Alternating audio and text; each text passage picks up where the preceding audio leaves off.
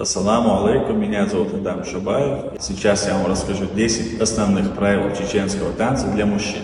Первое правило. Мужчина не может выйти в танец без приглашения чоуса. Его выводит в танец чоус.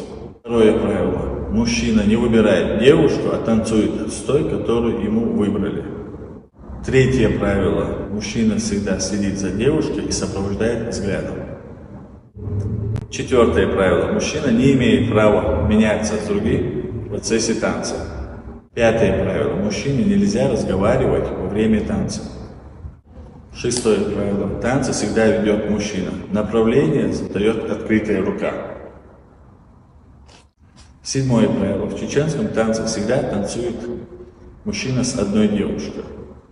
Восьмое правило. Во время танца мужчине нельзя исполнять акробатические трюки, сальто и так далее. Девятое правило.